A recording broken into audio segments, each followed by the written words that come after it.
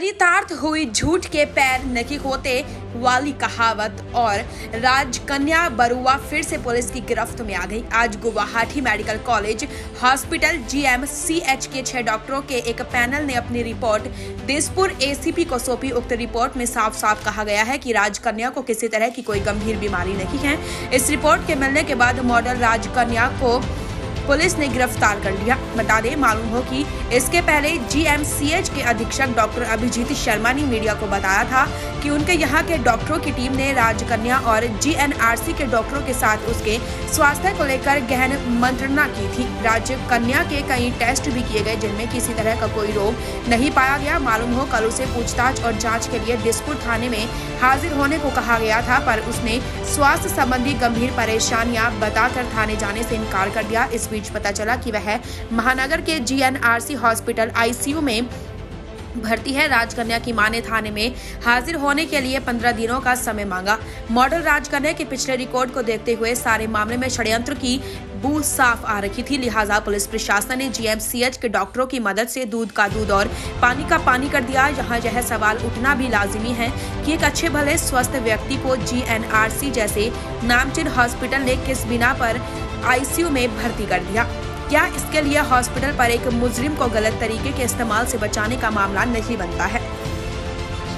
और medical border এই প্ৰতিবেদন আৰক্ষীয়ে লাভ কৰাৰ পিছতে GNRCৰ পৰা গ্ৰেপ্তাৰ কৰা হ'ল ৰাজকন্যা বৰুৱা। ৰাতিপুৱা ই যেনেকৈ আপুনি সব জানে GMCৰ এটা ডাঙৰ board with very well reputed doctors গৈ পেলাই ৰিপৰ্টটো দিলে that there is nothing in her system right now which shows that she should be in a semi-ICU. আমি আৰু এটা FIR receive কৰিলো তেখেতৰ against. So there is one more case and this time she has been arrested in that case. Meanwhile, purana kesot section gita add kora hoise and the court has accepted those sections. After the accident, she had attacked somebody else. He jane attack korisle, he jane hospital atase. Tekhetore এটা FIR আজি পাইছো. So she has been taken in that case. 308 of the Indian Penal Code, attempt to commit culpable homicide. Attempt to commit culpable homicide কোনো অভিযুক্ত যদি গ্ৰেপ্তাৰ হয় তেওঁ 7 বছৰলৈকে কাৰাদণ্ডিত হ'ব পাৰে যদি পীড়িত ব্যক্তি আঘাতপ্ৰাপ্ত হয়। এই গোচৰটোত নিশ্চিতভাৱে পীড়িত ব্যক্তিসকল গুৰুতৰভাৱে আঘাতপ্ৰাপ্ত হৈছে।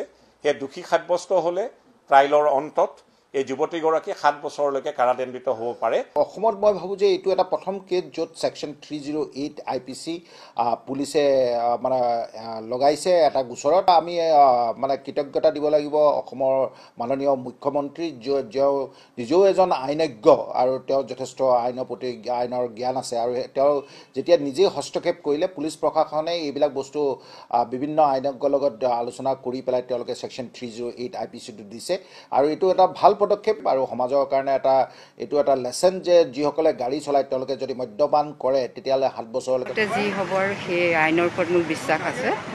আইনৰ হাতত আপুনি এৰি দিছে। আইনে যি কয় সেয়ে হ'ব।